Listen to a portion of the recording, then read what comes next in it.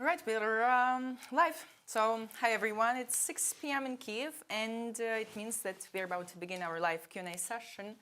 And I'm very proud to have two very inspiring people here. First of all, next to me is Shaun Pinner, who's a British veteran who served in Ukraine since 2018. Then he fought in the siege of Mariupol, and then he has been held captive in Russia. Next to him is Nestor Barchuk, who's an Azov Brigade soldier. With his background in international law, one of his duties is advocating for Russia being held accountable for multiple war crimes, including the Alenka camp tragedy. So one of his activities is he works closely with the Azovstal Families Association, which is led by Katerina Prokopenko. So hi, gentlemen. Thank you for having me. Hi, thanks for having us. And thanks so much for being here. So together we will speak about the reality of Russian captivity for Ukrainian POWs. We're going to speak about multiple violations of international humanitarian laws by Russia. We're going to touch the topic of the Free Azovstal Defenders movement and many other questions that you guys are going to ask.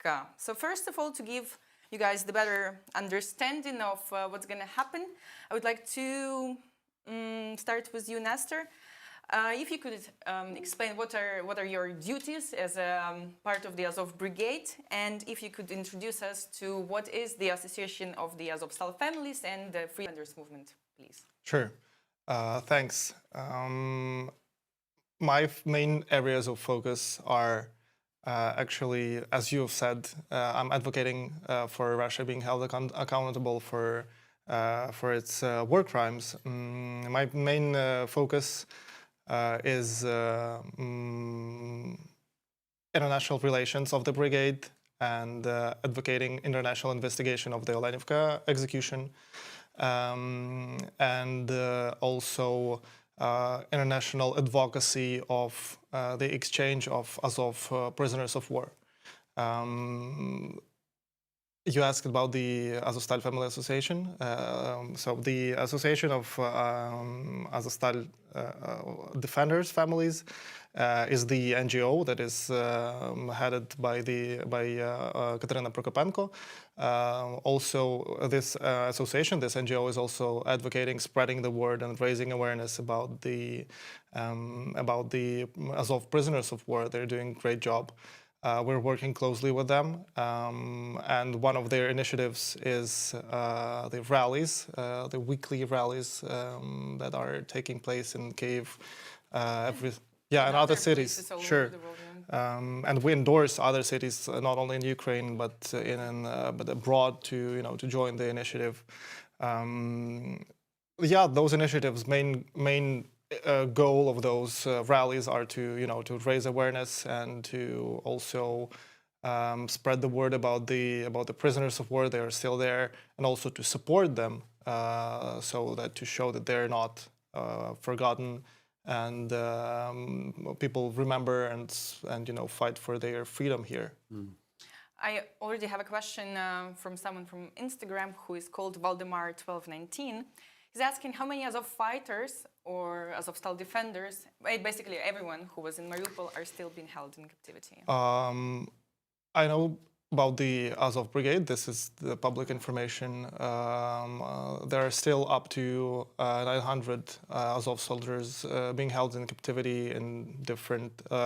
more than 100 of them are convicted because they not allegedly, but as Russian law enforcement said, they are the part of the terrorist organization. So they are being held in jails or in places all over Russia and in temporarily occupied territories of Ukraine.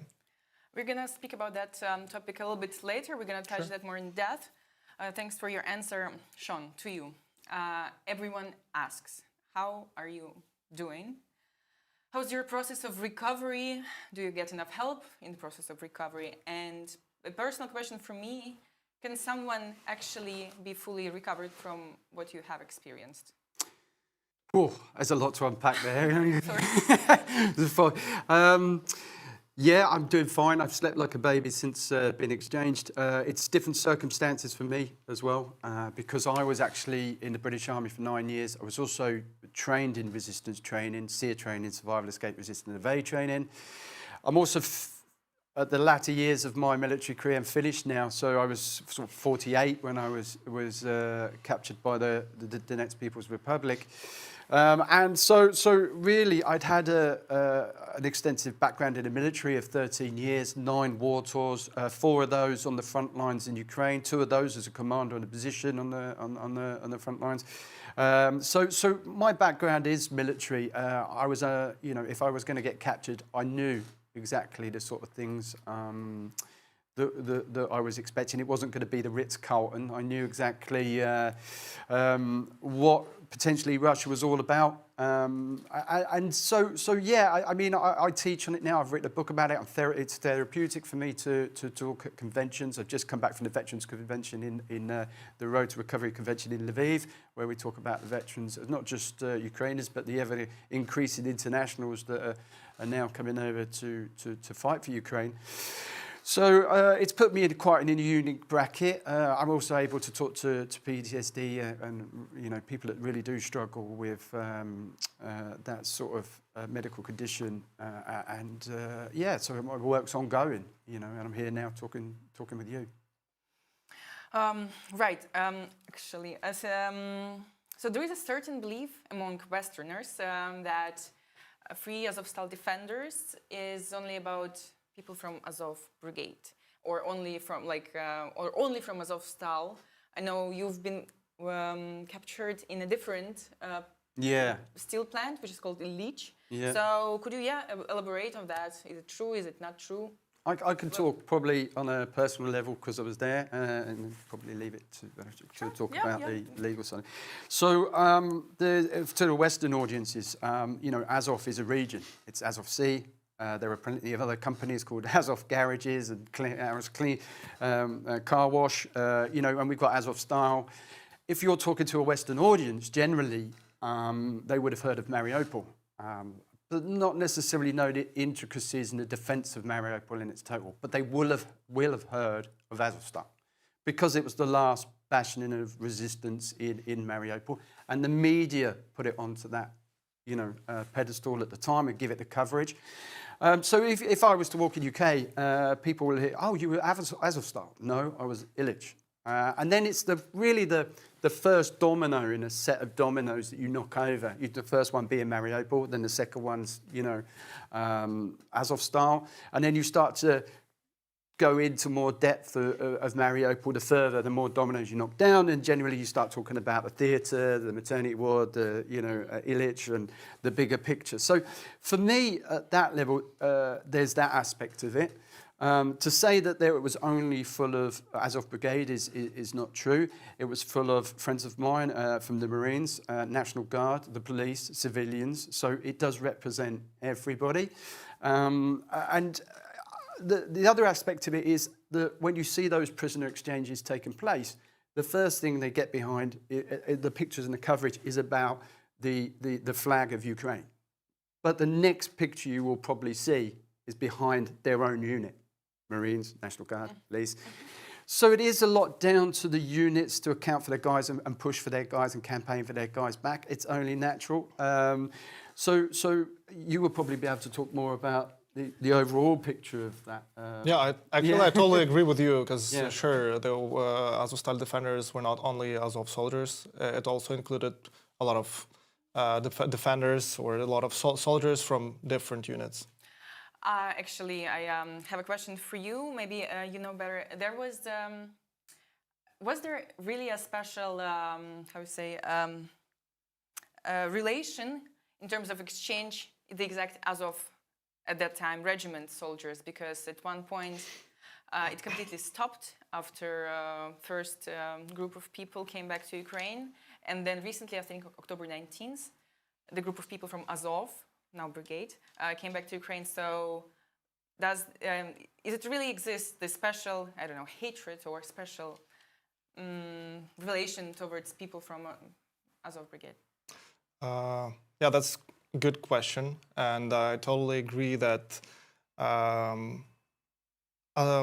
there is particular hatred or especially harsh treatment of Azov prisoners of war, because the unit holds symbolic weight for Russians.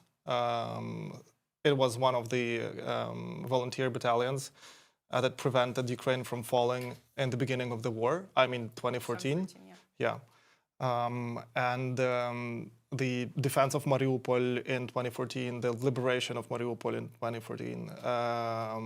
The unit has great history, making it, making it the target for propaganda, for hatred, for all kind of,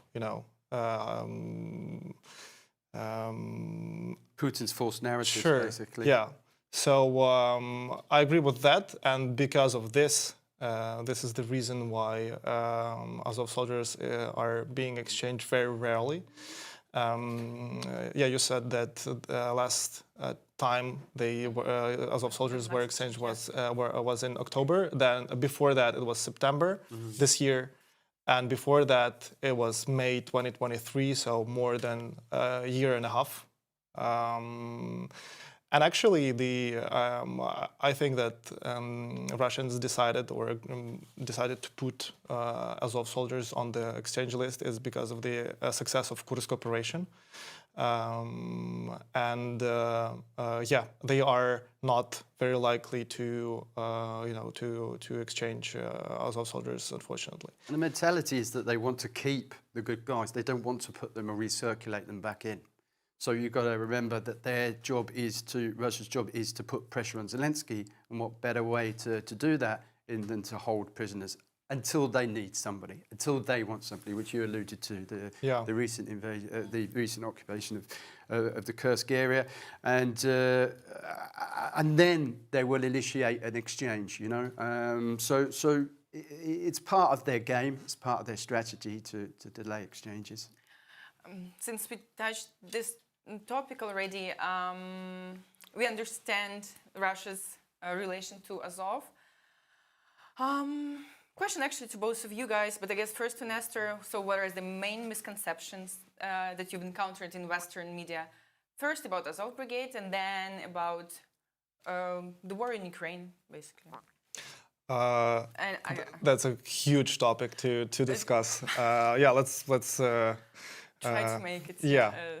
Try to divide it in a few sections. So misconceptions about Azov are a product or products of Russian propaganda, and the myths about Azov and myths about Ukraine are fueled by Russian oil dollars and billions of investments in those false narratives. The first one, the most popular, is far-right Nazi ideology of Azov. Actually, denazification was one of the goals of the war that Putin declared at the very beginning of the war. This propaganda and this narrative was, to some extent, I would say to a huge extent, it was successful, because Azov was stripped of Western arms and Western training since 2017, and the ban was lifted by the US only this summer. Now we hope that the situation will change. So this narrative was very successful. Same now, the Russians are still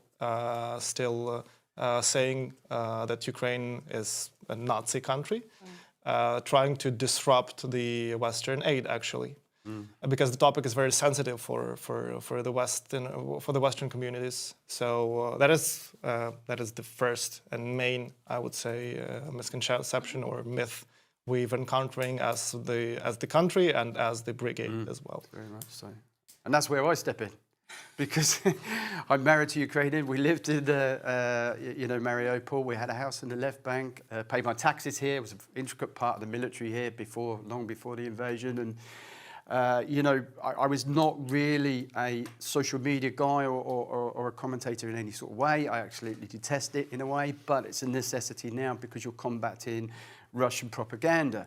So when they talk about, another one was coming to save the Russian speakers. Well, I am a Russian speaker originally because it's fair to say that most people spoke Russian in Mariupol as a first language. However, my wife is a Ukrainian who speaks Russian Ukrainian. My community were identified as being Ukrainian. I'm a Russian speaker from Eastern Ukraine, just born in London, only because I had no formal education. I have to make my excuses and apologies, but I listened to everybody else around me. So I listened to what was the best and quickest way to communicate with people. And then because I was in the military, I had to stay under the radar. So I really couldn't sort of be in the public eye and the media as much as I am now.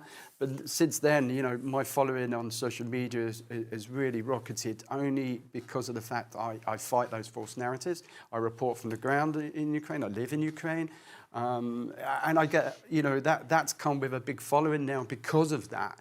Not because I do sort of any content or TikTok content or anything like that, but just generally because I talk about, well, that's not actually true, and put some reasoning behind it. And we've seen that information more claw back over the last couple of years since I've been exchanged, because we're able to fight those narratives that Russia prepared for sort of 2 years before the full-scale invasion. In your both opinion, how come Russia is still so successful in putting their narratives out, and so many people actually believe it and bite for it? Well, it's a good question without getting myself litigated or So, yeah, I mean, they had 2 years, as I alluded to, 2 years, 3 years, 4 years to prepare for the invasion. They knew they were coming in. So they brought in all these Western accented propaganda guys to go and tell this narrative, be paid to spill this narrative, to resonate with the West prior to the full-scale invasion. I can name several people from England, America, who are now spouting this garbage, who really don't really understand Ukraine or the culture or where I lived. If you want, you can name the No, but they know who they are because they'll probably text me. It's up to you. But well, I mean, the high-profile one with Aidan Aslin, who was interviewed by Graham Phillips. It's the most uncomfortable watch you will ever see. For me, we'll touch on it later. But for me, you're not given a choice if you want to talk to these people when you're in captivity. But you are, you're pushed in front of them with no choice. And they are an extension, like for Russia today, is an extension of the government. It's their media arm. So they want to push that. There's no way you can get it. I write on my social media, they're an intricate part in the torture process. Because one, you're not given a chance to worm your way out of it. Two, they're interrogating you with the very people in the room who are doing the torturing, the electrocutions, the starvations. So they're behind the camera. So, you're sort of caught between a rock and a hard place where you have to sort of become a politician in a way, as to be quite grey and bland. But alternatively, you've got to still not denounce your loyalties to Ukraine. So it's a very difficult situation to be in when you're being used for propaganda. And they use that propaganda now. They send it out now, pictures of me now. So I'm able to sort of say, well, that's a perfect example of resistance training that you didn't know I had, because it's quite bland, and that's really important to train these guys up on how to deal with propaganda if they are unlucky enough to get captured. Mm. I would also like to reflect on that. I think that the Russians were preparing for the invasion since mid zeros, mid 2000s, or maybe even earlier. Yeah. Putin came to power. A few years have passed. Then he decided, especially after it became evident after the Putin's Munich speech in 2007. Mm. So Russia have been investing a lot to in the narrative that it cannot be defeated, or on the narrative about its great culture that is better than all other cultures that were part of Russian Empire or Soviet Union. Russians invaded Georgia. Then the next step in the escalation ladder, if I may, was 2014 Crimea and Donetsk, and then the next step was the full-scale invasion. And they will do more. If the West and if Ukraine will not be able to contain them or to defeat them, then they will go and challenge NATO or even more.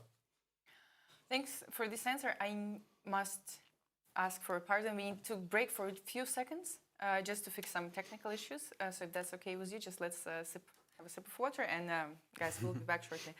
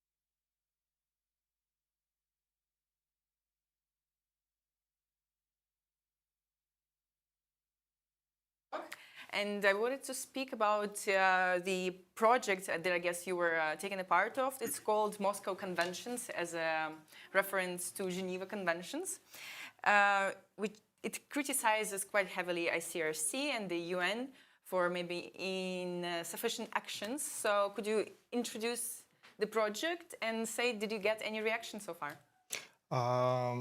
Yeah, thanks for the question. Indeed, this is the allusion for this Moscow Convention, is the allusion to the Third Geneva Convention relative to the treatment of prisoners of war. And the idea of this book was to show how the international humanitarian law foresees the treatment of prisoners of war, and then to show the reality, how the rules and how the provisions are applied. And the idea of this book is actually to take particular articles of the Third Geneva Convention. For example, the prisoners of war have to be treated humanely, and then we rephrase it that the prisoners of war shall be subject to torture and provide testimonies of of people who were prisoners of war. Of course, we highlight and we emphasize that the ICRC is not doing anything.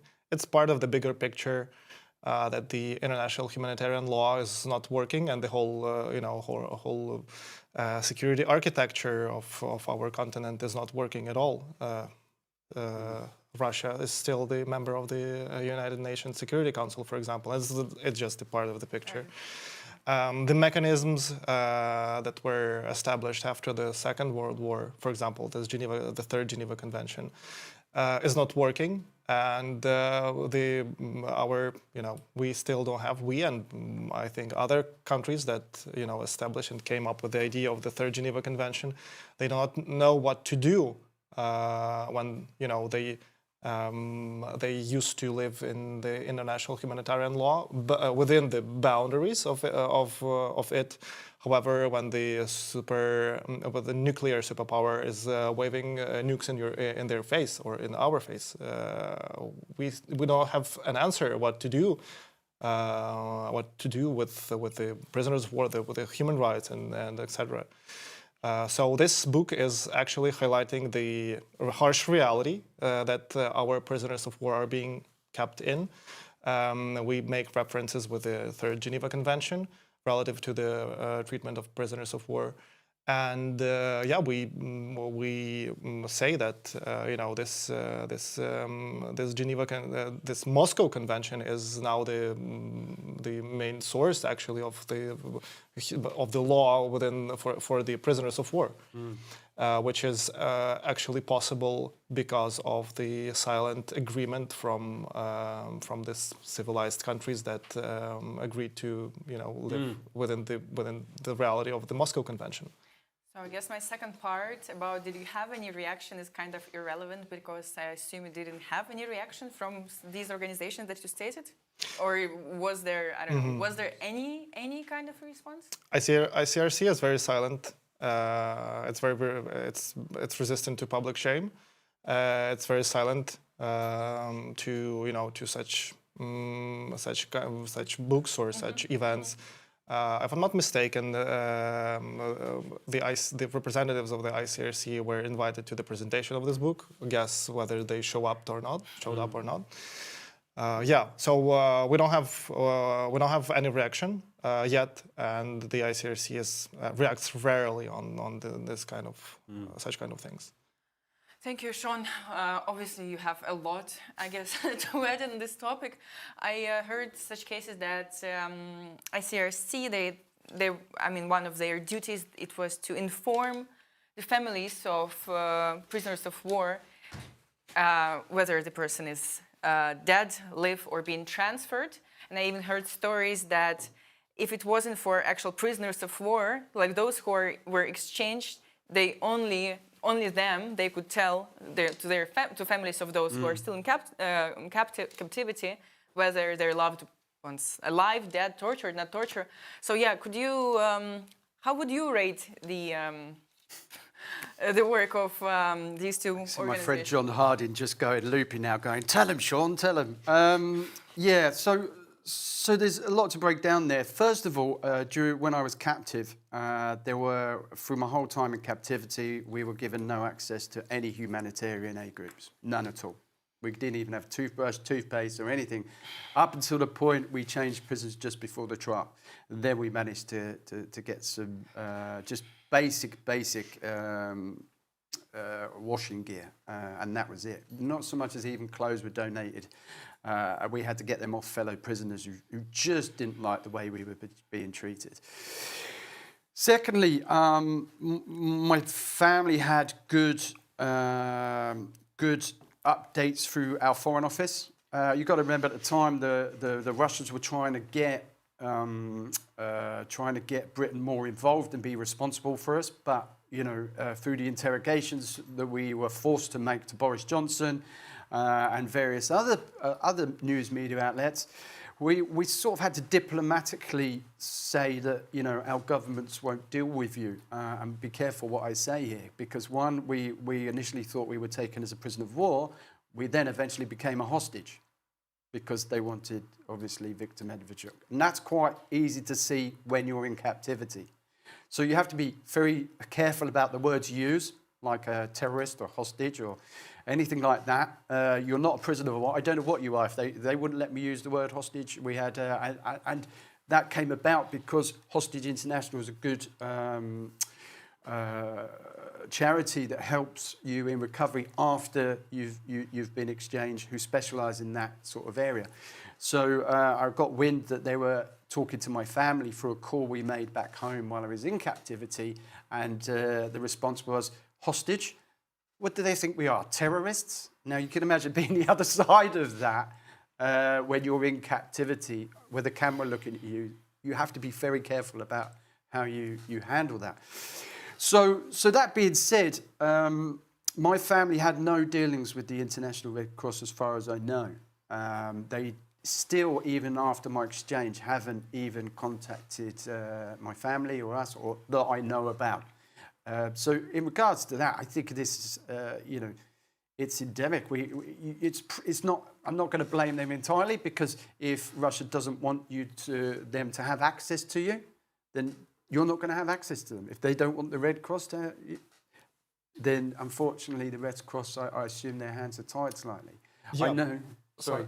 And then the last bit I was just going to talk about, talking to my friend who was at Azovstal. He said the Red Cross were an intricate part of the surrender deal.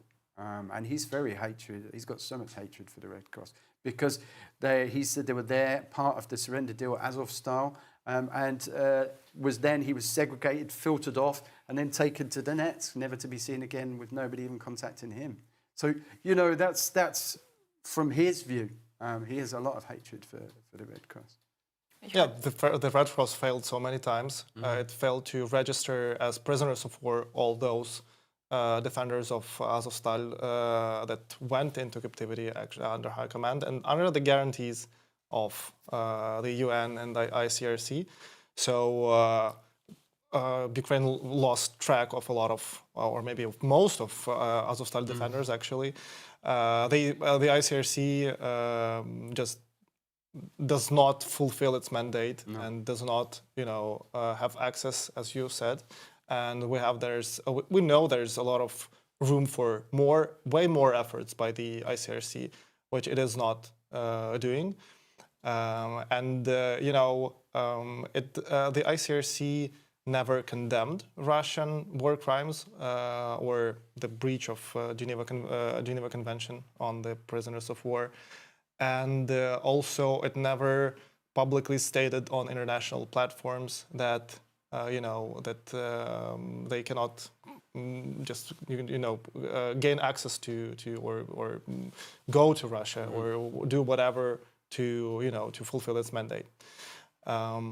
There's almost like a code of silence between a lot of agencies about what's actually happening here. You can see the reports, but none of the people that should be saying something are saying anything. You can look at Antonio Guterres, for instance. The statements are very few and far between, if that. You can look at a lot, and the UN do some good work. It's wrong to chastise everybody, but in recent events, it just doesn't say anything. There's very little statements going out. People are starting to realise that and starting to ask those questions. Where is the International Red Cross? Why is the UN not saying anything that it should be saying about Ukraine? And emphasising those reports, they're not saying anything about them. So why? Why are they not saying anything about them? So, it's important to raise those topics on social media now and things like that and get people talking about that. And also, again, you have to go back to this year when the Americans have found Russian money influence in certain companies within entertainment companies in the US. How far does that go? And they have a major influence over the generation and the people in the younger generation in the US.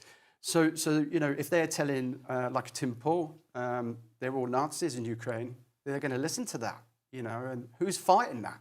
So it's important we fight that because it's just frankly not true, And the last comment on the ICRC on this topic is that we have to admit that Ukrainian Red Cross is doing a great job. We have to distinguish Ukrainian Red Cross, International Red Cross, ICRC, and International Committee of Red Cross, and also the Russian Red Cross, which is tied with the government, which is financed by the government. And the funny thing I came across when I've read a few investigations into what is Russian Red Cross. One of the leaders or the head of the Russian Red Cross before joining Russian Red Cross at the beginning of the war, he was part of the board or board member of the organization that holds trademark on the Z sign, which is hilarious. It's very hard to talk about the Red Cross, reputation and the Red Cross capability or whatever. When you see facts like that, and he's still there, he's still head of Russian Red Cross. So it's crazy. Yeah, that's pretty crazy. But I was given access to the War Crimes Commission in the UK. Were very quick to take statements off me, and that took a couple of weeks. Still going on now when we find new bits of information. But they were very good at documenting that. The Metropolitan Police in the UK are working with them on that. And they didn't just do me, they were doing a lot, all the guys that were exchanged that went back to the UK and Ukrainians that are actually now living in the UK. So they're taking all these statements down. That leads us to, I have several questions from our subscriber on Instagram with the nickname Janet Jennifer. So she's asking basically which countries are helping to free Azov fighters, for how long, and what measures, if any, have these countries taken in moving forward to free Azov? So I'm sure you mentioned the UK. Do we have any ally? Do you guys have any allies? The ones that you can actually rely on? Sure. There was the prominent ministerial event in Canada a few weeks ago, or a month-ish ago. And a lot of countries, they decided to join the initiative to bring the Azov soldiers and Ukrainian prisoners of war back. However, we're still, I would say, Western countries are still unfriendly to Russia, as Russia calls them. So they don't have a lot of instruments to do this, or maybe I cannot comment because I don't know about a lot of diplomatic ways they used to to facilitate the exchanges. But what they can do actually is, for example, there was the political exchange between Germany, the US, Belarus, and Russia recently. Not recently, I think it was summer, when Putin got back his killer Krasikov. And then he was exchanged for, there was a political exchange of political prisoners. We believe that Azov soldiers should be included in such exchanges as well. And unfortunately, maybe not unfortunately, but there are still political prisoners in Russia. And we think that this instrument can work. Also, such not Western countries, but like other countries that used to be platforms for the exchange, we also have to, those instruments also work, and those countries also have capacity. I cannot comment more about that because, yeah, sure. That's not actually our authority, or that's not our mandate. But I think that I believe that those are pretty good instruments. Shaun, now to you, so there is a lot of facts when the prisoners of war in captivity were forced to maybe record some videos or sing Russian anthems and such for Russian propaganda. Do you know of such cases, and did it happen to you personally? Yeah, absolutely. We just talked to one earlier about Aidan Aslan being forced to talk to British journalists. So yeah, and myself was pulled out for propaganda quite a bit in those early days. What did you? Well, I'd had traded, so generally I'd come up with a set of objectives. One, I wanted to get on TV to tell the world where I was, so I wasn't too worried about that. And also, it's a good time for me to try and get something to sustain my life, because at that time, For 60 days, we only had bread every other day, if we were lucky. So if we were being pulled out for propaganda at 9 o'clock in the morning and the bread came in at 10 o'clock, then we were missing that bread for that day. And we went for 3 or 4 days at that point, not eating a thing. And when we would do the videos, pretty much like the same setup here, we would go in there and they would film us and they would give us a burger and film us and say, look, this is what we're doing. This is how we treat you. This is, and it's dehumanizing, it's degrading. When the cameras are in there, the very people that are doing the torture are in the room, who know the journalist. So in my case, Roman Kazarev, who's a very known RT guy, knew all my torturers who were beating the crap out of me. And you only have to, when I was taken home, you could see all the pictures of the scars that the War Crimes Commission took the pictures of all the scars that I had. So yeah, it's when you're being dehumanized and being stripped of humanity. Sometimes, if you haven't had any training, I was lucky enough that I could work the system a bit and try and get that. Did you have a chance maybe to speak to other, I don't know, fellow prisoners of war who didn't have training? Did you have a possibility to somehow support them, or were you?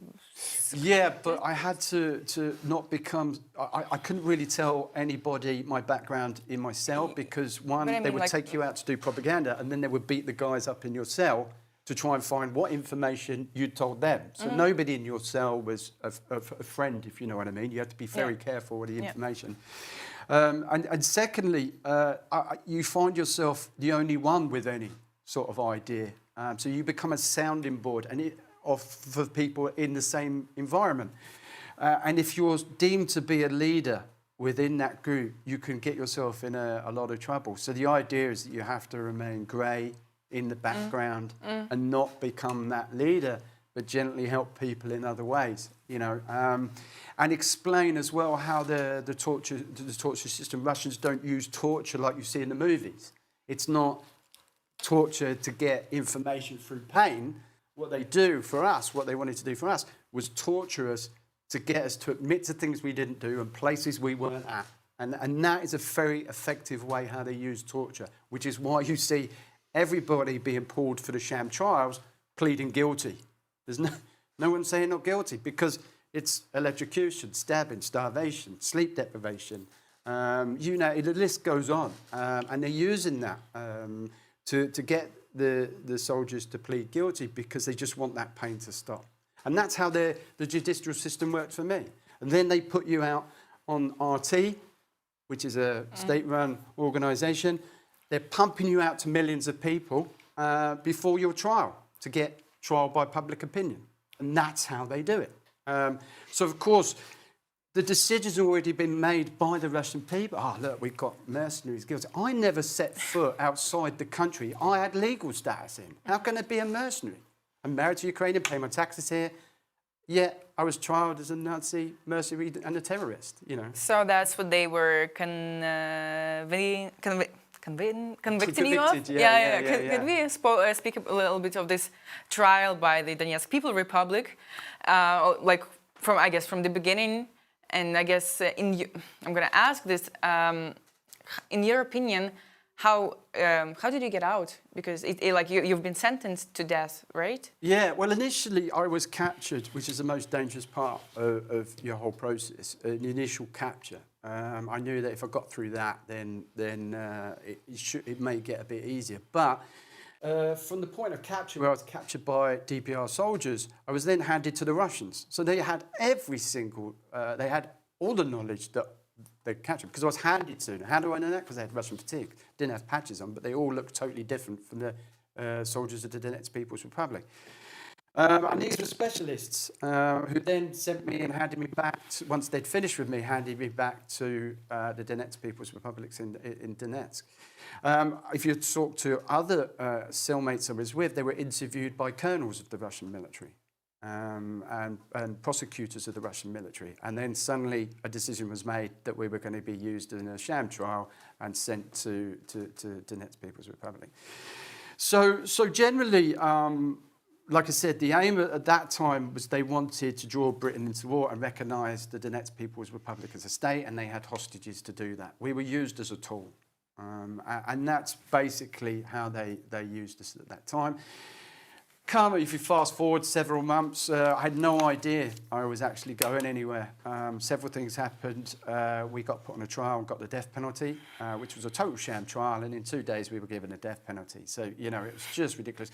My lawyer, I was told was a lawyer, was a man, and when I went to trial, turned out to be a woman I'd only met once before, who never even introduced herself to me as a lawyer, never came and took a statement, never took the contracts that my family had sent and the Ukrainian government had sent to Russia. To say I was a Ukrainian soldier. So, you know, it was a loaded trial straight from the off with theatrics and everything. So, that being said, we were settling in, but I had that death penalty over my head. So, from July through to September, I didn't know if I was going to get an appeal or whether I was going to be shot that day. So, then we were just told around September the 21st that we were going on a long journey, and the process, we didn't realise we were going to be exchanged until the door shut on the plane and explained to us what was happening. Sorry, yeah, that's just too much. That's just too much to I talk about it like a matter of fact because I've talked about it a dozen times, written a book about it, I go on the news, so it comes across as matter of fact. But it's, you know, it's very serious, still hurts. It's you know, very emotional. Most of my battalion's still captive, so you know we're still working to get those guys out. And we know that they've been in 3 years, so they're going to be in a terrible state, you know, and there's not much we can really do about it. I would like to speak about what we can actually do, like as I said, a little bit later, just to make I don't know, to focus on it. In the meantime, I have another question to you, Nestor. So recently, the Institute for the Study of War stated that Russian forces continue to systematically perpetrate war crimes in relation to a recent spike in killing of Ukrainian prisoners of war just straight on the battlefield. Is there any reaction from international law community, or is it just happening as it's happening, and there is, you know, a silence? Unfortunately, there are so many war crimes. As I said, because the international humanitarian law is not working. I don't think that the international community reacts to every single one of them. But there has been, I mean, there has been really a spike. It's just like a new tendency or trend. There can, like, obviously for us as the Ukrainians, it cannot go unnoticed. But does anyone else see it as a new, like, huge trend that has to be dealt with? I don't know. Yeah, it has to lead to more investigation. It has to lead to, you know, more arms transferred to Ukraine, and it has to, you know, it has to make the help or the financial and military aid bigger for Ukraine. Hopefully, it will happen sometimes, but I don't think that this spike is somehow influencing the international partners right now. At least I haven't seen the direct reaction to those, unfortunately. No, it's systemic. It's coming from the highest levels of the Kremlin. It's systemic. You know, yes. They're using the same equipment. So somebody's teaching them how to do it. You know, TAPEX, they're using the field phones to be able to electrocute people. You go into basements of places, they've found these torture facilities with exactly the same equipment. The policy's the same. You know, they want to execute Ukrainian soldiers on the front line because somebody's ordering that. And when you've been captive, you see that process, that industrial pipeline that's involved in the torture. Just makes you want to come and do stuff like this, you know, on TV and tell the world what's actually going on, because people don't really understand. And you've only got this week with what's happening in Syria, with the prison there, to see the similarities that almost set my memories going, seeing some of the pictures from there, which is really emotional, because you can relate to that. People held, you know, lots of amount of people in a 1 metre by 3 metre cell, who haven't seen the light of day for is exactly the same thing. I was held in a black site, underground, for 60 days, only eating the specks of bread. You know, and that's not just me, that's everybody saying the same thing. It's systemic, and nobody's really sort of pushing that in the media. Yeah, and actually, I advise or I suggest to visit this Moscow Convention site, which is moscowconvention.com. We're gonna share it under the description so everyone could read the testimonials, I guess. Yes, yes. Firsthand from people And yeah, that's who've actually been there. Yeah, and that's terrifying how the treatment is, how the actual treatment is. Mm. Yeah. I know, Shaun, is it true that you're planning to visit Russian POWs in Ukraine? Yeah, I've been asked. We're still yet to confirm if that's possible, but I've been asked and I would love to go and Why? obviously... Why? What you're gonna why and what you're gonna talk about?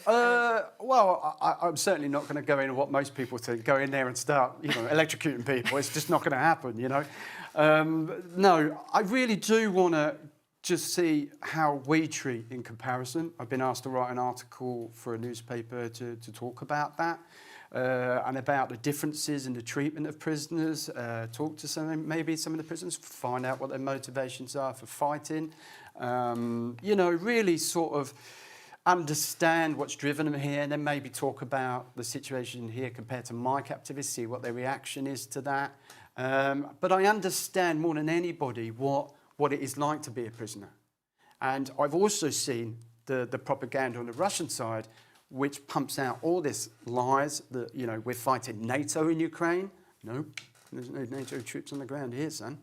So, it's able to dispel those narratives that they've been told is going on here, and be able to have a chance to talk to them one-to-one. When I was in captivity, there was a guy that really did help me, who fought in Bolsover for the Donetsk People Republic. Well, my worst case, I had very bad dysentery. I was in a very, very bad way. And he didn't need to help me, but he gave me vitamins and medicine, a set of clothes his wife brought in, and just said, we're not all monsters. Now, humanity, some people just don't like the way you're being treated, and I want to go and see how they're being treated by us, so I can then put a comparison in place and then to go and tell as many people as I can what's happening in Ukraine. Right. I'll come back to you very soon. I have another question for Shaun. I know it's actually the question from Instagram community, from someone called Sign My Grenade. I know who that is. Right. Dear Shaun, after you return from the captivity, you are supporting Ukraine in various ways.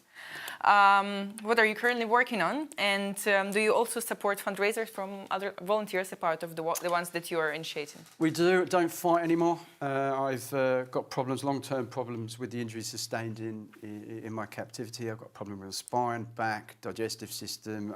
Nothing serious. I can't see out of my right eye properly from the battle in Mariupol, so I have to wear glasses for the rest of my life. So I'm carrying those injuries around with me, but they should clear up. 2 years later, I've still got problems with my back. So I can do more damage now, doing what I'm doing now, talking about the atrocities, talking about what happened to us, raising awareness of the POWs. I also do a lot of humanitarian work. I work with Chris, who who's a founder of Prevail, a demining charity, humanitarian aid charity, with two main focus really on mine awareness with civilians and demining training with government agencies of Ukraine, including the police.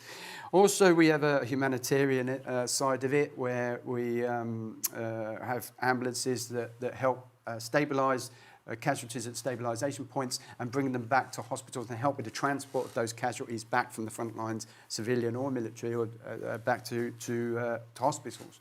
So we try and we're sort of hand to mouth at the moment with money, so we're looking for long-term donors, and we do a lot of charity work, including I help support Brave You, who's a charity here in Ukraine, with funding for beds, stretcher beds for the military and civilian side. So yeah, I'm really busy with that and the media, and also I sort of go back to my roots and help train and talk to armies across the NATO about being in capture and resistance and what it's like and what they can expect when they come to work in Ukraine or talk to Ukrainians, what the culture's like here, things like that. My wife jokes and says, "What do you know about Ukraine? You know nothing about Ukraine." Well, I know more than most. It's like but yeah, I'm able to really talk about my capture and what works and what's not changed in 30 years. I did my training 30 years ago, and not much has changed on the Russian side, to be fair. So I'm able to sort of critique on that and talk to people about that. I'm pretty sure many of people would ask this. Not me personally, I understand why you do this, but wouldn't it be easier for you to go back home and just, I don't know, take care of your health and, I don't know, for the rest of your life try to, I don't know, relax and take rest? So basically my question It's a good question because it gets brought up, and I don't understand still to this day why people are quite understanding of the fact that people from Syria come to the UK to avoid the war. People from Africa come to the UK and Europe to avoid conflict there. And why people still don't understand why a Brit guy would be living in Ukraine with a Ukrainian wife and join the military here when it was my background for so long in the British military. You could have a nice pension, just, I want to extend my, and I tell people there's nothing like a spring and a summer in Ukraine. I'm married to Ukrainian. I didn't have a schooling, in academic schooling. So my schooling was the military. I could give something back after, Crimea was annexed, and I could give something back to the military. My friend Chris sort of said, we're looking for instructors down in Mariupol, and it became my home. I had a house on the left bank, married a Ukrainian, my community was here. So essentially I spent more time here than I ever did in England. 5 years before I went back to England. My family came to Kiev, and so really it became my home. And then I think when they asked me and said, Shaun, the Battle of Mariupol, do you want to go, like you just did? And I said, no, these are my friends that I've been working with for 5 years, my colleagues, my family. Mariupol was my home. I certainly, don't regret that decision. You have to spend a long time living with yourself and I don't think I could have lived with myself if I'd have just deserted and left them all there fighting in Mariupol. So, and then you want to get that all back and help them. I can't help really fight now so much, but I can fight in a different way. So taking Russia to court was one way to do it and win a landmark case there, start the process there, hopefully get money for the victims of war, humanitarian, any way I can to help the guys on the front line fighting a very hard war for democracy, really, fighting for democracy. Before we move to our final block where we could speak how we actually can help, raise awareness, do whatever anyone can do to help those who are in captivity. I have another very difficult question to you. It's going to be about Alenka terrorist act. We call it in Ukraine Alenka tragedy.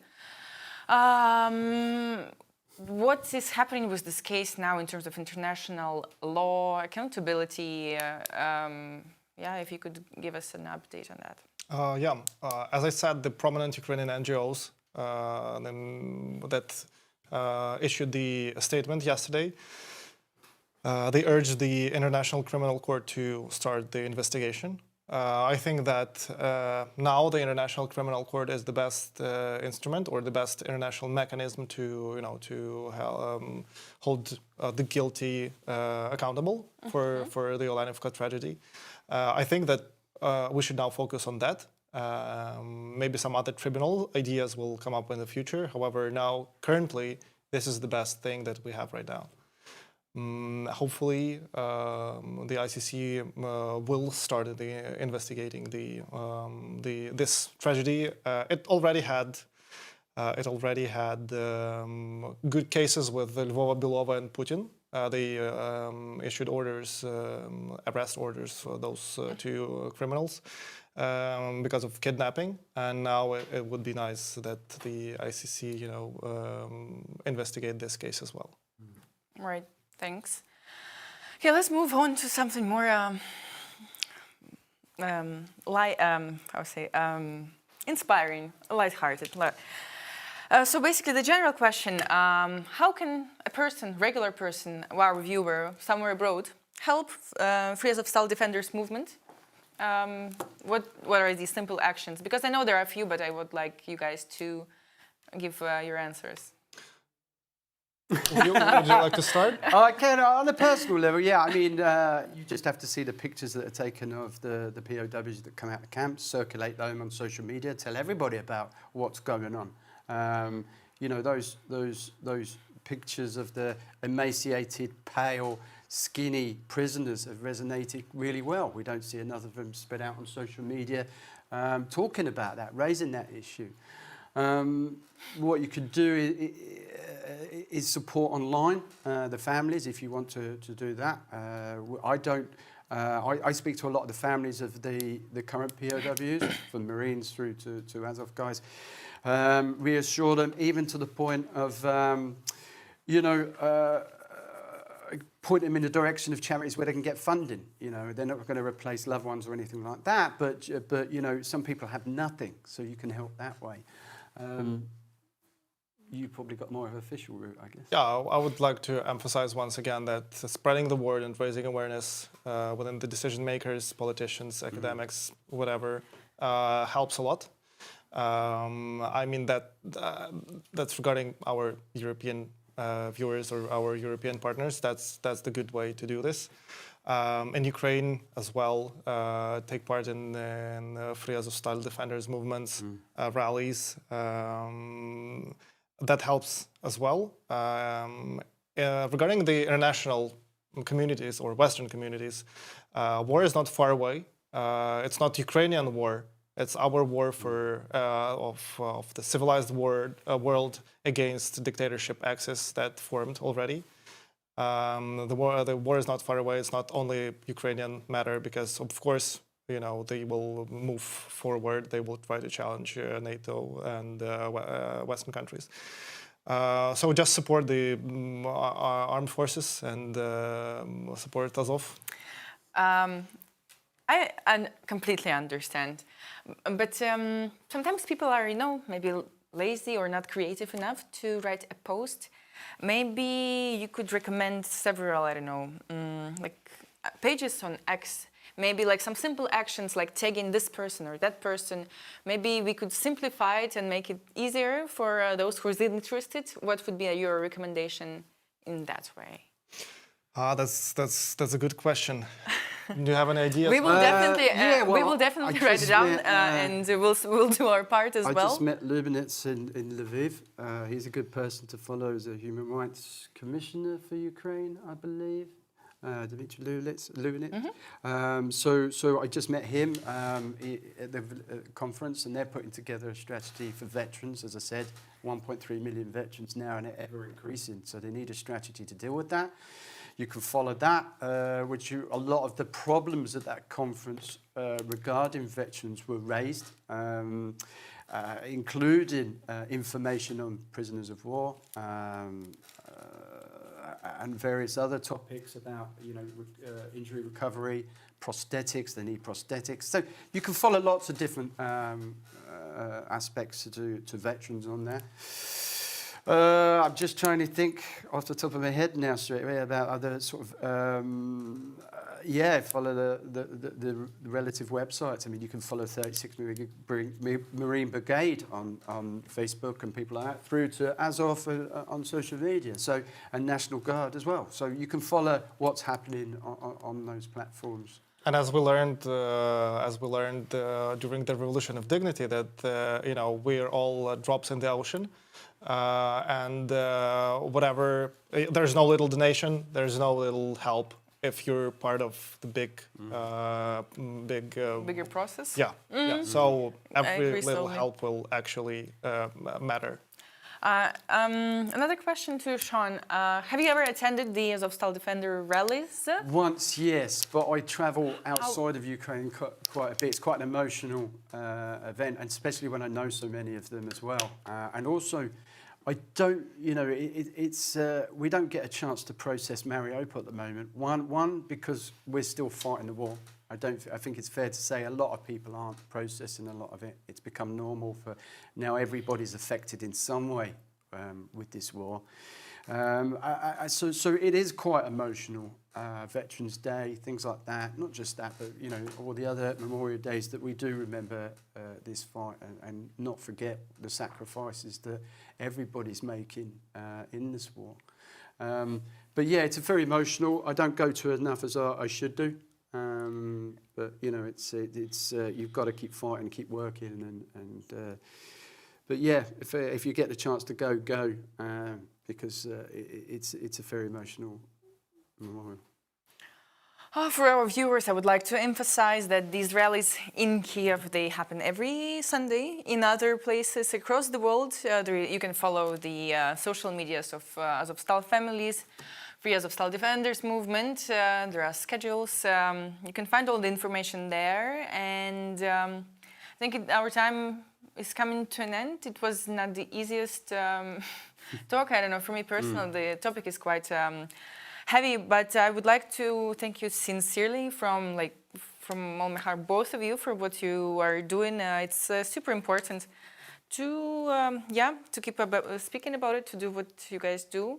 And to our viewers, we will post all the information that we speak about today about Moscow conventions. We'll share all the links, and please, please, please, just follow them. Just take a part of it, because as Nestor said, there is no small action. It all counts. We need your help. So thanks for watching us. Thank you.